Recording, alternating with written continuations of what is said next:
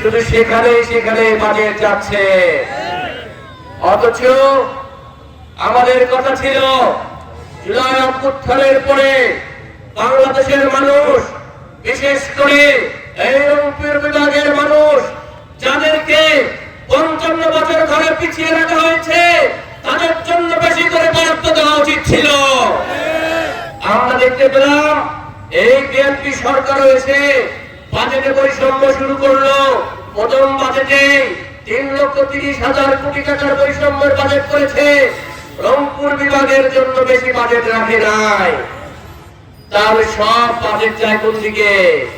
দক্ষিণে যায়। আপনারা শুনেছেন পদ্মা ব্যারেজ হবে, আমাদের আপত্তি নাই, কিন্তু আমাদের তিস্তা ব্যারেজ গেল কোথায়? রংপুরে কি আবু সাইদের রক্ত ঝরে নাই? যদি রক্ত ঝরে থাকে, জুলাইকে যদি ধারণ করে থাকেন, এই রংপুরের মানুষের ন্যায্য হিস্সা আপনাদেরকে দিতে হবে। এই পঞ্চগড়ের প্রজাবাসীর ন্যায্য হিস্সা আপনাদেরকে দিতে হবে। আমাদের হসপিটালে ডক্টর নাই, রাস্তাঘাট ভাঙা, ব্রিজ কালভার্ট ভাঙা, আমাদের ছেলেমেয়েদের কোনো চাকরি নাই। আপনারা আপনাদের দলীয় লোকজনকে চাকরি দেওয়া শুরু করেছেন চাঁদাবাজির মাধ্যমে, টেন্ডারবাজির মাধ্যমে, নানাভাবে। আপনারা শুধু এমনকি ফ্যামিলি কার্ডও আপনাদের দলীয় লোকজনকে আপনারা দিতেছেন। আমরা আওয়ামী লীগকরণ থেকে বিএনপি করোনার দেখতে চাই না। এখন আসি, প্রতিদিন ওরা জুলাইয়ের কথা বলে।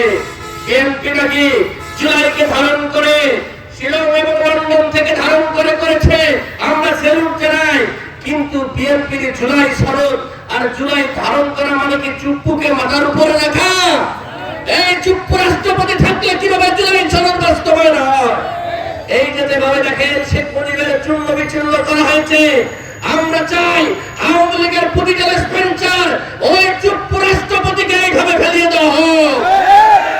চুপ্পুকে রাখবেন আর জুলাই সনদ বাস্তবায়ন করবেন, এটা কোন ধরনের আওয়ামী জুলাই সনদ হইল ভাই?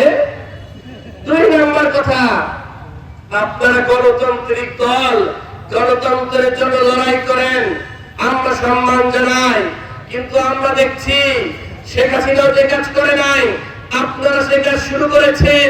আপনারা ইউনিয়ন পরিষদেও ইলেকশন না দিয়ে প্রশাসক বসানো শুরু করে দিয়েছেন। আপনাদের দলীয় লোকজন বসানোর মাধ্যমে জনগণের যে হক, জনগণের যে টাকা, জনগণের যে বাজেট, সেগুলো মেরে খাওয়ার প্ল্যান করতেছেন আপনারা।